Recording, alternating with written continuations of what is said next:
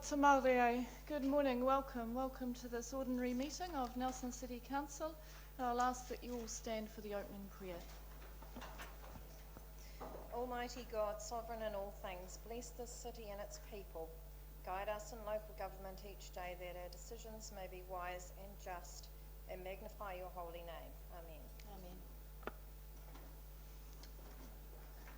Now, welcome this morning to Keegan and to Joe from the Youth Council. It's good to have you here.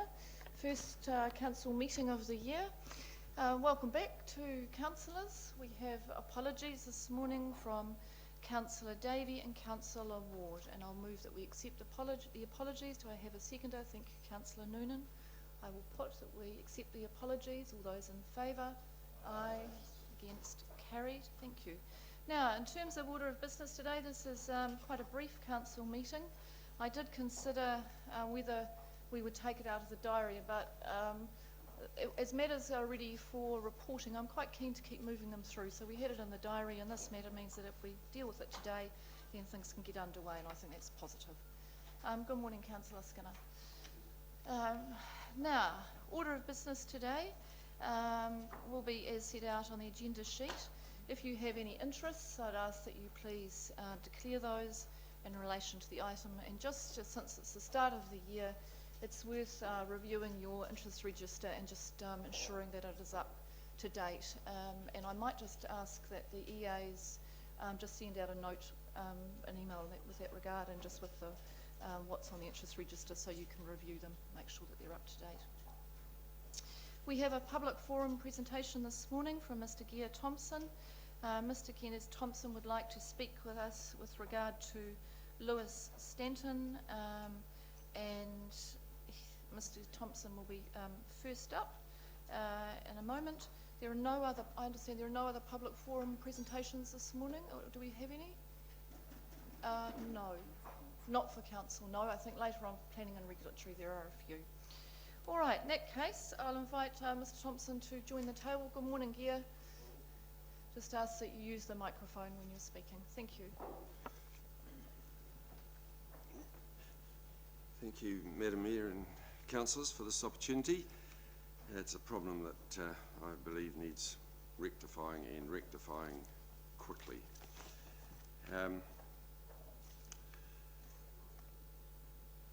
It has been just, I believe, very softly handled by not only the council, by the police, by the courts, by everybody. And although now he's adopted a wizard's cloak and hat, he's certainly not a wizard. He's just lazy, rude, publicity-seeking stirrer and sponger. The Christchurch wizard drew crowds and was a tourist attraction, but he was an intelligent person. Community service, in my view, should be done. Being sent to jail is no punishment for Lewis Stanton, just board and lodgings for a few days. He should be made to work and do something useful, and then it would get the message through, I believe. I previously understood that court-awarded debt remained even after a jail term is served, but apparently that must not be the case these days. What sort of example does the kid glove handling of Mr. Stanton set for young hoons who build up large fines and have no intention of paying for them? It just shows that if you get a lot and they write them off, except other more law-abiding members of the community where they insist on payment. The whole situation is not fair to farmers, and Craig, the local manager, may well be here yet. He was going to come and, with your permission, comment, as he has had letters from the public complaining about him being outside their shop. Nor is it fair to the public at large to have him camped outside farmers every day, day after day, week after week, year after year, obstructing the footpath.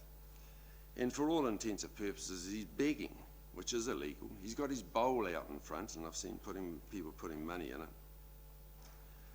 Council already regulate the footpath for people that have got stalls and buskers and charity groups which are collecting, which I understand not only do they need council permission, but they also have to get the permission of the shop that they're camped out or out in front of.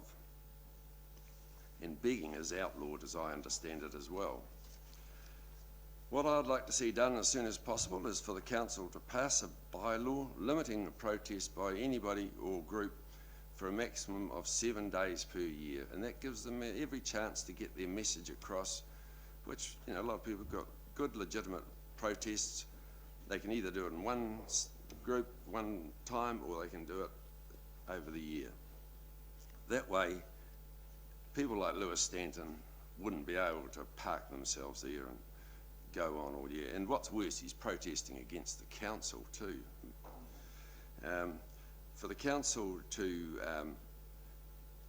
I'd like them to re-trespass him from camping in the foyer of the Civic House, and I see we've had flower boxes put there, but he's still there.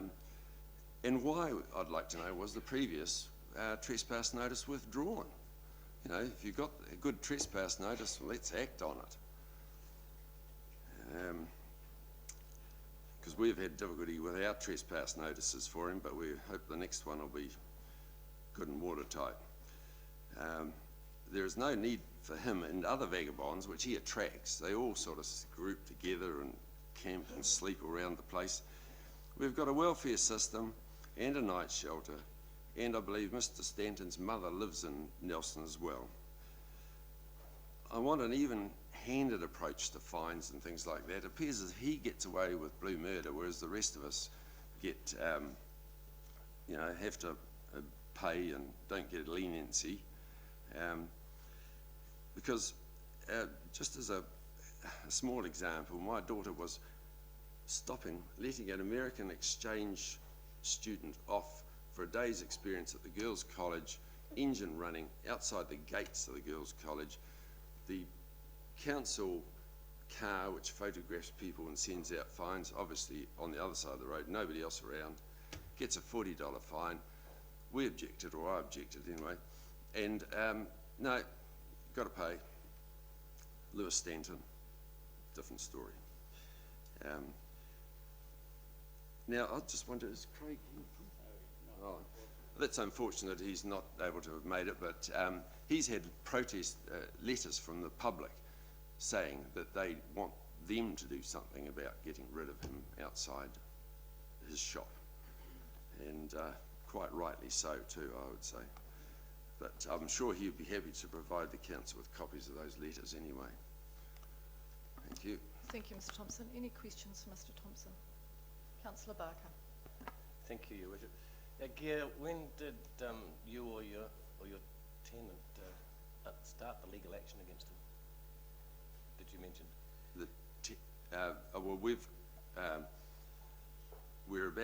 we're just waiting for the police to approve our trespass notice, but we've previously trespassed him from in there, but they said it wasn't tight enough or defined enough. You know, we mentioned the shops and things in the city centre. We can't trespass him from the arcade because that's a public right-of-way, which the council control, basically. So the council could probably, we asked them to assist us on that too, but didn't get very far. But anyway, I'd waited for the police to come and take him away the previous time, and when I rang them back, they said no, they'd been there, but they hadn't, actual fact. And they said, oh no, it's not defined enough. So the one we're doing now is defining it, because we get sick of him using our toilet on the ground floor there. We've put a keypad on it with a number, but one of his mates has obviously found out what the number was, and we had to change that yesterday. So he just, you know, but that is definitely not anywhere he should be going, and once the police have approved our notice, we'd hope that we can nab him. So in terms of a period of time since you've been, your first trespass notice, months or a year? Yeah, or how probably long? Be good 9 months, I suppose. Yeah. Any further questions? Councillor Rain. Thanks, Gear. Gear, if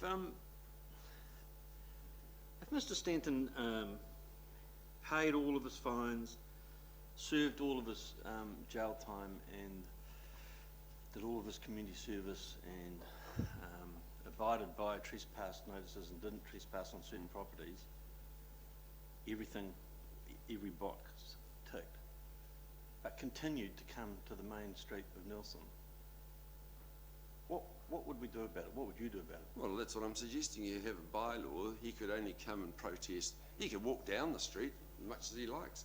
But if he's going to camp himself with his cardboard boxes and all his other paraphernalia there, he wouldn't be able to for more than 7 days. That'd be it. And pass a bylaw, sort it out. You know? Pretty simple. Any further questions? No further questions. Mr Thompson, thank you for coming in. And I will, Council, I've noted the issues raised by Mr Thompson. The Chief Executive will respond by way of a report to the next Council meeting, just on those matters. I'll ensure, Mr Thompson, that anything that is on a public agenda is provided to you prior to the meeting in response to the issues you've raised today. Thank you. Thank you. Right, that concludes public forum. We'll move on to the next item on this agenda, which is page 4, which is the Mayor's report. It's very brief. There's one matter on that. Further comment this morning, given the rain event that we've had overnight, there has been some minor flooding, some trees have come down. There's quite a bit of clean-up work that will need to go on over the next few days. So I would just ask councillors that if you have non-urgent matters, if you could ask that require attention of staff, phone calls, emails, if you could just leave those till next week, that would be really appreciated because the staff will be quite busy. Councillor Laurie. Just a question, Madam Mayor. Are we streaming this meeting? All council meetings are streamed, Councillor Laurie. Oh, okay. Normally there's a thing up there advising people and members of the public. I think there's when you came in, you'll find there's a notice on the wall telling you that we're being streamed. Sorry, I thought it was a question in relation to the Mayor's report. Right, any questions in relation to the Mayor's report? It's pretty self-explanatory. In that case, I'll move that the Mayor's report be received. Do I have a seconder? Thank you, Deputy Mayor. I'll put that. All those in favour? Aye. Against? Carried. Thank you. Moving on to the next item on this agenda, which is the Arts Festival Transition Group Terms of Reference, page 5 through 12. And the report is there. Good morning, Shanine is here to speak to the report. Shanine, we'll take the report as read. Are there any corrections or additions that you wish to highlight? Good morning, Madam Mayor and Councillors. No, there's no further additions, so yeah, as the Mayor said, take the report as read and happy to answer any questions you may have. Thank you. Questions? Councillor Noonan, Councillor Copeland. Thank you, Madam Mayor. Just there are a couple of grammatical changes that will need to be done, so whether that wants to be in the wording or whether it's taken as, I can give those to you if you wish, but I've got them noted. The only thing that I noticed was the taking of minutes is not actually stipulated in the paperwork. I don't know whether it's inferred, but on the last page, I've just got a note that staff, I assume, would be doing that as well.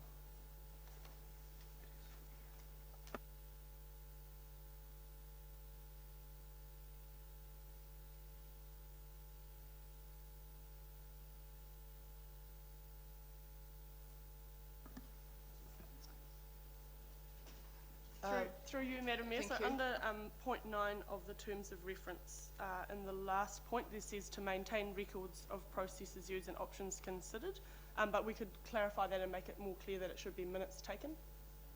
I'll just also, Councillor Noonan, just draw your attention to reporting under item 11, and you'll see there is it says notes of the transition group meetings will be taken. Now that word is quite deliberate. They won't be minutes. We have minutes for council meetings. We do not take minutes for working group processes, so they're notes taken. So just for clarification, Madam Mayor, just that this, under the officers, number 9, that is the role that they will take. That it's the officers that will be doing that work. Correct. Right. Yes. It may well be an administration advisor. I think that'll be for the group to work through. Councillor Noonan, you said there are a couple of grammatical changes. Do you want to just deal with those now, if they're very quick, and we don't have to come back Just to a it. couple that I found, there may be more, I just got to the end of it. So number 11, the second bullet point, the second line, take the word "and" out, and the final line, identify the key issues, the key actions rather than they key actions. They're very minor. Okay, fine, thank you. Right, thank you. All right, any further questions? Oh, sorry, Councillor Copeland, then Councillor McGurk. Yes, thanks very much, Shaylee. A couple of questions, if I may. I just wanted to ask, reading the report, it's clear that the process needs to be robust and the governance options well researched. And using examples of other external governance organisations for arts around the country, but has anybody else used a transition group like this before? Through the chair, to answer a question, Councillor Copeland, not that I'm aware of. However, with the example that I used in the report around the World Buskers Festival in Christchurch, they certainly had quite a good structure in place, so I could find out some more information there. I'm not sure that they had a board Transition to board. transition. May I ask a couple of subsequent questions? I understand the reasoning behind it, but I'm just wondering sort of whose idea it was. Like, what do we not have the capability, obviously, in house to do that, or is it? Where did the idea come from, really? Through you, Madam Mayor. So a couple of things. One is the fact that there was a great success through the EDA NTT transition board, and that worked really well. The other one is that we feel that we need some more time to think through all the logistics and formalities that are required, and it's more than just being able to transition, overnight from one structure to another. So there just needs to be a bit more time, and this group isn't going to be the potential governance group moving forward, but it's a chance for this group to have some say. And the other thing is that it gives a chance for community members and people that have experience and are interested in potentially being on a future governance structure for the Arts Festival to have a chance to have their input from a community perspective. So just a couple of subsequents. So I'm understanding that potentially, and it's within the report, that some of these people may eventually be on the governance committee or may not. I just want to tease it out a bit, because I see in the terms of reference that it's proposed that there be no remuneration for these people. And as we understand with the transition board for the EDA, that there was remuneration, as a given example of a transition board. And looking at the terms of reference, there's quite an extensive responsibility to be allocated to this transition group. I'm just wondering about the thinking or the rationale behind the non-remuneration for these individuals. Through you, Madam Mayor, so the reason behind that is due to it being similar to other trusts that operate. So pretty much all the other arts festival trusts around the country, the trust boards are not remunerated. Okay. And it's not a committee of council, so it falls outside that. Just for clarity, if I may, through you, Madam Mayor, so the final trust board they'll be non-remunerated posts? Yes, that's correct. Thank you, Councillor Copeland. And Councillor Copeland, I'll just correct you that the transition board was not remunerated. Oh, excuse me. Councillor McGurk. For the EDA you're referring That's correct. to? Councillor McGurk. Yeah, just a quick question. I see in paragraph 5, determining the structure new entity. I assume that is the purpose is for this transition group to decide what option might be the best for a standalone organisation to manage it. So things like it could be an incorporated society, trust, limited liability company, those sorts of things being considered. So this will decide which of those structures is the preferred one. Through the Mayor, so this group will discuss options and look at the different possibilities, and then recommend back to council. Any further questions?